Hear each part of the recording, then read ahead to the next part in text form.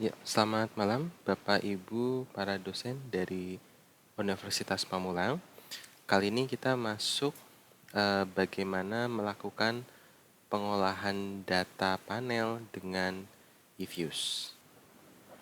Yang pertama harus kita lakukan adalah kita harus memastikan bahwa kita sudah menyiapkan data di Excel, ya.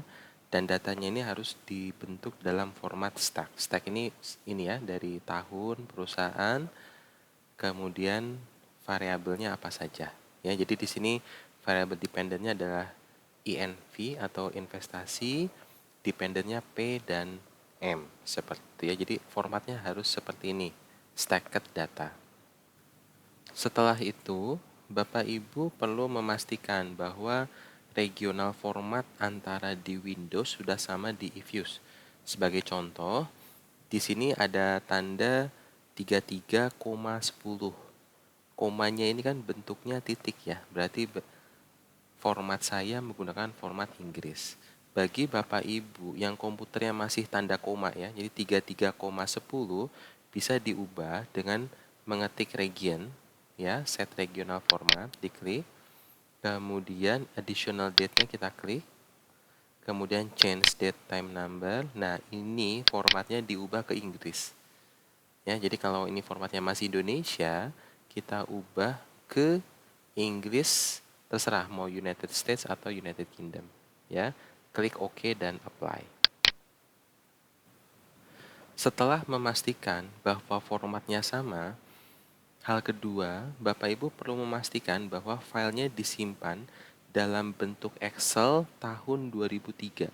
Ini kalau kita cek di sini ya, ini tandanya .xls tanpa X. Jadi ini di Excel 2003. Hal ketiga yang perlu Bapak Ibu ingat adalah tolong ingat tahunnya. Ini kan tahunnya mulai dari 86 sampai 2005. 2005 ya. Nanti setelah 2005 dia akan mengulang ke 86. Ya, jadi artinya time series dari data ini adalah dari tahun 86 sampai 2005. Kemudian ingat juga perusahaannya ini ada 4. Ya, Nobel, kemudian YSDF, Plasma, dan Genius. Nah, untuk menghindari salah ketik, ada baiknya Bapak Ibu copy ke bawah ya, koma, di copy, kemudian bikin sheet baru, kita paste di sini, kemudian kita insert, kemudian remove duplicate. Ya, data remove duplicate. Ini ya, remove duplicate. Oke. Nanti kelihatan tinggal 4, Nobel, YDSF, Plasma, dan Genius. Setelah kita memastikan file di Excel dan formatnya, kita bisa mulai lakukan mengimpor datanya. Ya, jadi kita buka eViews-nya. Ini sudah terbuka. Kemudian kita cukup melakukan drag saja. Ya, jadi kita new file, new work file. Nah, di sini kita pakai dated regular frekuensi, frekuensinya annual karena dia tahunan. Start date-nya dari 1986 sampai 2005. Ya, klik OK. Ya, nah setelah itu yang kita lakukan adalah kita klik object, new object, klik pull, kemudian di sini kita OK saja. Nah, ini pull. Nah, cross section identifiers kita harus isi, kan tadi ada 4 perusahaan ya. Nah, ini saya sudah di sini, ini saya copy saja ke bawah. Kemudian saya paste di notepad seperti ini. Jangan lupa kasih tanda underscore ya. Kasih tanda underscore. Saya copy, kemudian saya paste di eViews-nya. Ya, hati-hati ini case sensitif. Jadi ketika Bapak Ibu salah ketik, nanti prosedur importnya bisa gagal. Ya. Kemudian klik View, Spreadsheet Stack Data. Nah, ini diisi apa? Tadi kita tahu bahwa variabelnya ada 3. INV, tanda tanya, spasi. P, tanda tanya, spasi. Dan M, tanda tanya. Seperti itu ya. Kemudian OK. Nah, nanti akan muncul tampilan seperti ini. Nah, ketika sudah muncul tampilan seperti ini, pastikan sama formatnya dengan file Excel yang kita punya. Ya, ini file Excel yang kita punya. Nah, ini urutannya sama. Kita copy ya dari C2 sampai bawah. Kita copy, kemudian kita paste di eViews-nya. Di sini. Ya, 86 paste. Oke. Nah, nanti datanya sudah sama seperti ini. Nah, ketika sudah kita paste, maka kita perlu kasih nama ya, pool objeknya ini. Kita klik name, pool 01 underscore PLS. Saya membiasakan menggunakan huruf kecil semua ya. Jadi pool 01 underscore PLS untuk pool square. Klik OK. Nah, ketika sudah klik OK, kita klik estimate. Ya, kita klik estimate. Nah, dependent variable tadi apa? INV. Tanda tanya. Kenapa tanda tanya? Karena kalau tanda tanya dia akan mengklik INV Genius, Nobel, Plasma, ISDF. Jadi semua series yang diawali dengan INV itu akan masuk. Nah, kemudian common coefficient-nya adalah C dalam artian konstanta, kemudian P tanda tanya, spasi, M tanda tanya. Ya, kemudian kita cross section-nya kita non, period-nya juga non karena kita ambil pool least square ya. Kemudian klik OK. Seperti ini tampilan. Ini adalah hasil regresinya. Nah, untuk melihat representasinya klik view representation. Nah, seperti ini. Jadi untuk persamaan regresi untuk Nobel adalah seperti ini, C1, C2, C3. Nah, ini kalau angkanya disubstitusikan ke sini. Ya, bisa kita lihat untuk panel data interceptnya sama semua, minus 63, minus 63, minus 63, minus 63, sama semua. Betanya pun sama, slope-nya sama semua. Inilah sebabnya kenapa saya katakan PLS itu mirip dengan regresi berganda atau mirip dengan OLS. Ya. Nah, ini jangan lupa kita save dulu tabelnya ya. Jadi tadi kan hasilnya adalah estimation output seperti ini ya. Kita klik name. Ya, sudah ya, pool 01 PLS. Jadi sudah kita kasih nama. Kemudian kita freeze untuk menyimpan tabel. Ketik freeze. Nah, nanti muncul tulisannya sudah table di sini. Ini sudah freeze. Kita kasih nama.